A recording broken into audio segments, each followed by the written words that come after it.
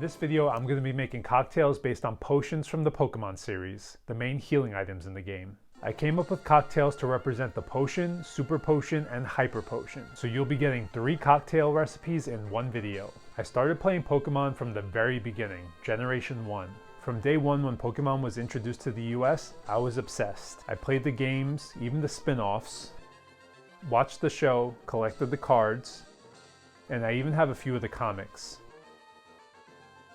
As newer generations were released over the years, they remained one of my favorite game series, and I ended up putting many hours into them. I want to talk about the games themselves a little bit in this video, but I know you're probably here for the cocktails that I came up with, so let's get to the first one now.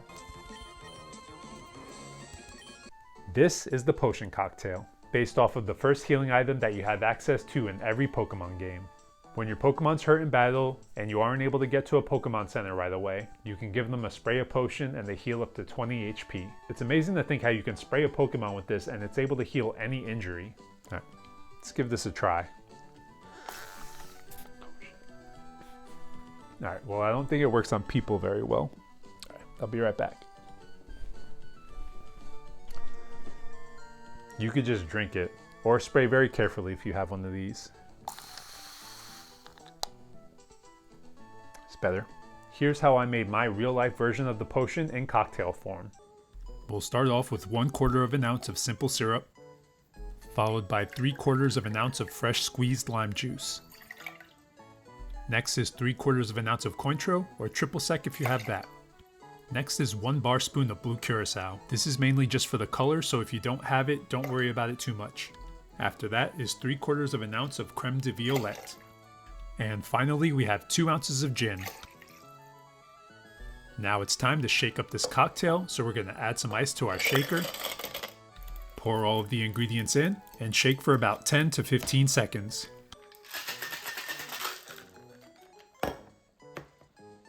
As you can see, the cocktail is nice and chilled and ready to be strained out into a glass, or in this case, a potion bottle. I just need to grab a funnel, and then I'll be able to pour the cocktail into the spray bottle. I really tried to make sure that the color came out right for all these cocktails, so let me know how you think I did in the comments.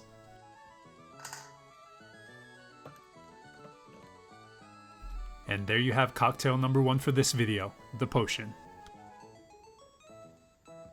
Just like a well-crafted cocktail, the creators of Pokemon were able to put together the perfect formula where you, as a 10-year-old child, are now old enough to become a Pokemon trainer and start your very own Pokemon journey. You begin exploring the region your character lives in, battling trainers who are out on their own Pokemon journey, and challenging the 8 gym leaders in the various towns that you visit. Your rival also pops up from time to time, usually at the worst possible moment. You also become entangled in the schemes of the local criminal organization. Each region usually introduces their own group with their own goals, but the people in these groups usually tend to see Pokemon as tools to achieve their goals rather than living things to share a bond and grow with. In this generation of the game that I played, Generation 3, you take on a group who is determined to alter the Earth itself to their benefit, using a legendary Pokemon depending on which version you have, Sapphire or Ruby, to increase the amount of water or land mass in the region. You end up having to take on the leader of this criminal organization inside of an active volcano, and soon after, you must stop the cataclysmic event brought on by the legendary Pokemon that the group released to achieve their goals. Let me remind you again that the character you're playing as is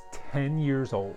Anyway, as you continue to make your way through the gym challenge, the wild Pokemon and trainers you battle continually get tougher, which means that your team has to be strong enough to compete. As you level them up, most Pokemon will evolve, turning into a brand new, stronger version of itself. Once you finally beat the 8 gym leaders in the region, you earn the right to take on the Elite Four and finally, the champion. Once you defeat them and become the champion yourself, you are then free to further explore the region and complete your Pokédex, while some other post-game storylines open up as well. I think now is a good time to get to the next cocktail, the Super Potion. This is an upgrade to the potion and heals up to 50 HP. This upgrade is necessary because a stronger Pokemon has a larger HP pool, meaning you'll have to recover larger amounts of health to get them back up to full strength. Now let me show you how to make my version of the Super Potion. This cocktail only has 4 ingredients, the first of which is 1 ounce of lemon juice. Next up is 1 ounce of an Amaro. I used Ramazzotti, but any other dark herbal Amaro is fine. Next is 1 ounce of Select Apertif. It's a little more balanced in its sweetness and bitterness when compared to Aperol and Campari. And our final ingredient is 1.5 ounces of bourbon. Now we can add our ice, pour everything in, and shake for about 10 to 15 seconds.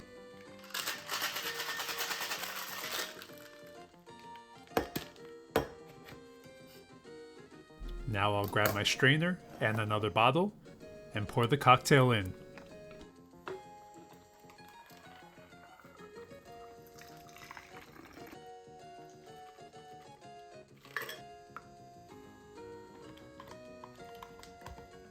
And that's cocktail number 2, the Super Potion. As Pokemon blew up in popularity, controversy quickly followed. For example, Christian groups said that playing Pokemon would lead to devil worship, and animal rights groups claimed that the games may lead kids to participate in or become desensitized to different forms of animal abuse. Sure, the game does have you capture wild Pokemon and then immediately throw them into battle, but it's never presented in a violent way in the games. And I don't believe that video games make people more violent. I turned out fine. But it is interesting how something can be perceived as intense, but the gentle or passive language to describe it can soften the impact, or at least cast doubt on what actually happened. Like, this can happen.